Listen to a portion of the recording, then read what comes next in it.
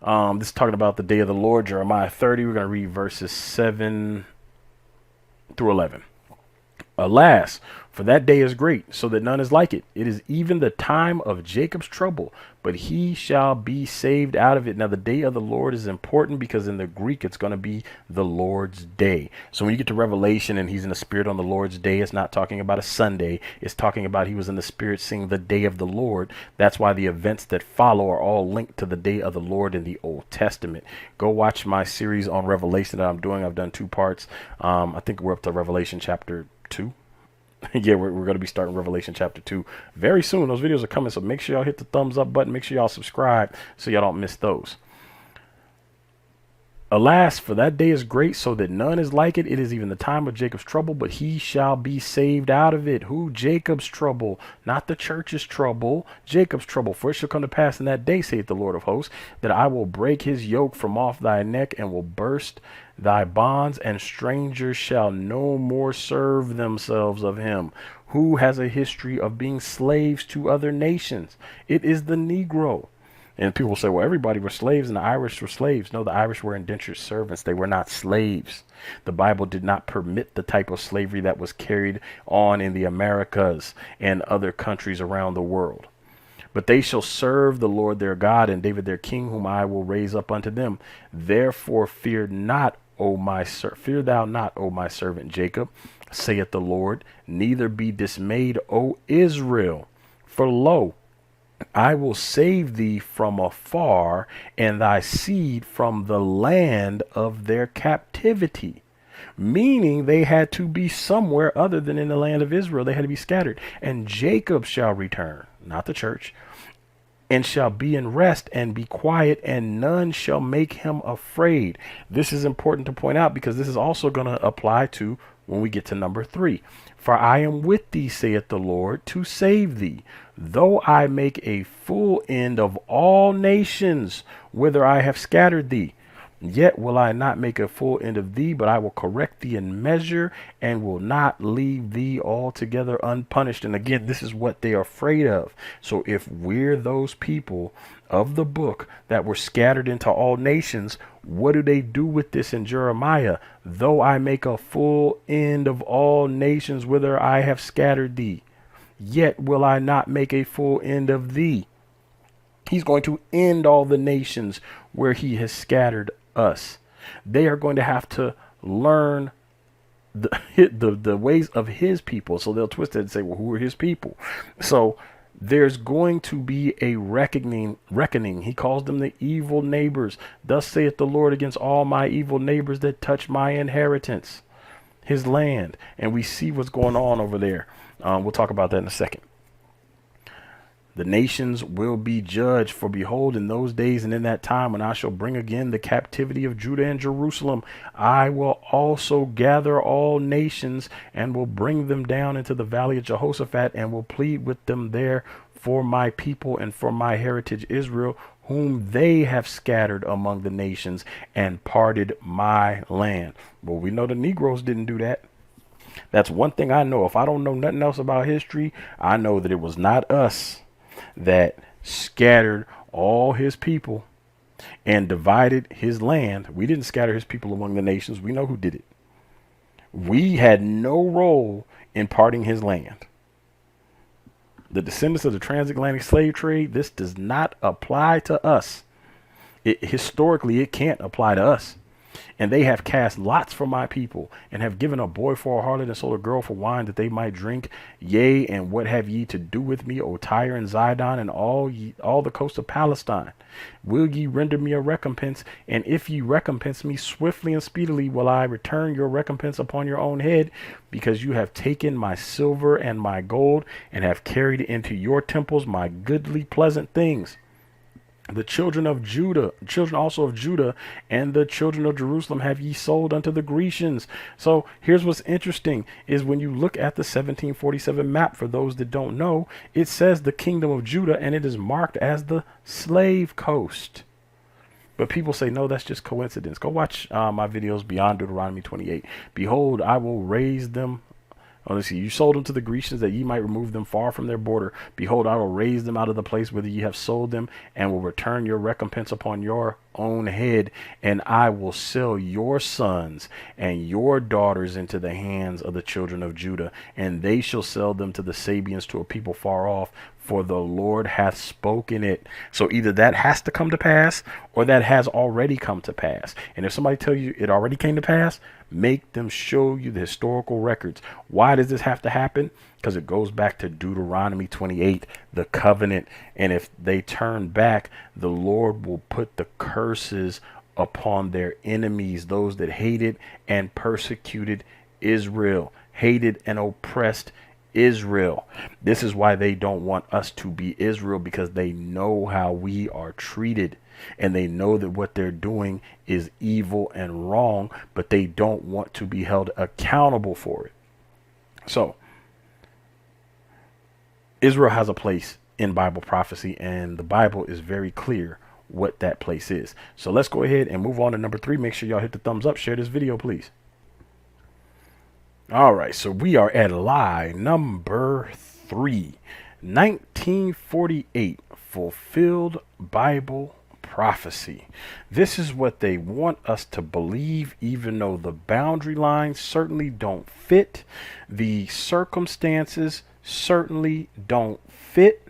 The people certainly don't fit, because according to Genesis chapter 10, Ashkenaz is a descendant of Japheth. And now we have people identifying as Ashkenazi, plural, as descendants of Shem. And so if you ask, how is this possible? They will say that, well, they started calling themselves Ashkenaz. Well, can you show me the historical evidence? What are the sources? Where are you getting this from? They don't have sources, to the best of my knowledge. I've never seen a single source that details Israel going into that land and then starting to identify as Ashkenaz, and then no longer identifying as Israel. To the best of my knowledge, no historical records have been brought forth that say this. If you know of it, please share the link. I would love to read it. And then if you ask them, okay, so what happened to the original Ashkenaz? They don't know. These people just vanished. The tribes of Israel just vanished. The Christian church is just going to vanish. There's the most vanishing acts in order to get this narrative to continue to play out. But ask them for the sources. Once you start asking for the sources and the history, they stumble up. But more importantly, we know this did not fulfill Bible prophecy. And the reason this didn't fulfill Bible prophecy is because there were things that had to happen to Israel. Thus, we talked about Deuteronomy 28. Now, in Luke 21, after they reject the Messiah, well, let me not get ahead of myself. Luke 21 is the Olivet Discourse. The disciples ask Christ about signs for the end, and he's going to give them some. But there's a punishment for Israel rejecting the Messiah, and that punishment is going to be slavery. So if these other people who are claiming to be Israel are Israel, we should find a history that fits the curses of Deuteronomy 28. And we should find this reference Christ himself made, which gives us a time frame. It has to occur between the time that Christ gave the prophecy and the second coming. It can only happen at that time, which means previous events do not apply, which means those events were not yet fulfilled. So if we read verses 20 through 24, we'll see what I mean. And when ye shall see Jerusalem compassed with armies, then know that the desolation thereof is nigh. Then let them which are in Judea flee into the mountains, and let them which are in the midst of it depart out, and let not them which are in the countries enter thereinto. And many people believe this refers to the 70 AD events where Titus Vespasian invaded and Israel was forced to scatter. The temple was destroyed, and a lot of them fled into Africa. What people? The Israelites. Not the church, the Israelites. And they shall fall by the edge of the sword. That's directly out of Deuteronomy 28, which is why I say read the whole thing. And shall be led away captive into all nations. That's directly out of Deuteronomy 28. Read the whole thing. And Jerusalem shall be trodden down of the Gentiles until the time of the Gentiles be fulfilled. I cover that a lot more in depth in the Beyond Deuteronomy 28 series. So there are going to be Gentiles in the land, and yet they will tell us 1948 fulfilled the prophecy of Israel being back in the land. But most importantly, they had to be led away captive into all nations, not some. So now, remember, the Lord is going to return. We cover that in a second. We'll go to Jeremiah 46, which is where I was going to end it with in the last one and begin it with this, but I figured I'd just read it one time. So this applies to number 4 as well as number 3.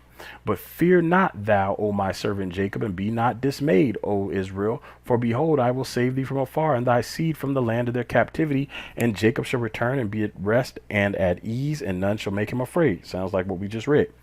Fear thou not, O Jacob, my servant, saith the Lord, for I am with thee.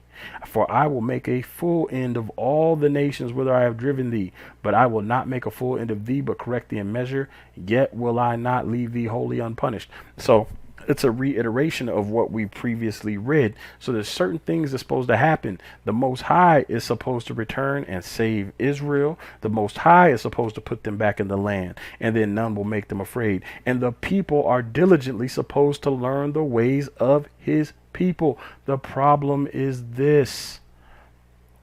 Let me move that back over there. The problem is this. The Tel Aviv Pride Parade happened June 2022. We have all of this right here. This is going on in what they call the land of Israel, and we know that there were bigger boundaries. This is happening in Israel right now. So if 1948 was a fulfilling of Bible prophecies, and this is what his people are doing according to them, these are the ways that we're supposed to be learning, or we will be kicked out of the land and destroyed. The people have to diligently learn the ways of his people, and these are the people that they are telling us. Many of the pastors, black and white, but a whole lot of black pastors are trying to say these are his people. We have to diligently learn the ways of his people. Does this look like something that the Most High would have people learning, or does this look like something disrespectful that the enemy would have people doing in the land promised to God's chosen people, Israel? Is this a huge part of the black community, or is this a huge part of other communities? Now, I'm not saying that there are no black people in the LGBTQ lifestyle. What I'm saying is that the majority of black communities aren't openly embracing this. But we see, and we can say a majority of communities in general aren't embracing this, but this right here is happening in the land where they say Bible prophecy was fulfilled. And yet I don't see in the book anywhere this was prophesied that people would start to have gay pride parades in the land of Israel. It's just not there. So 1948 can't possibly be a fulfillment of that prophecy. Read Genesis 15. The land boundaries are given from the Nile to the Euphrates, and we see in modern times it's just a little sliver of land. And they say that's the fulfillment, even though it's not, it doesn't fit the boundaries. It's nowhere near as big as the boundaries that the Most High promised to Israel.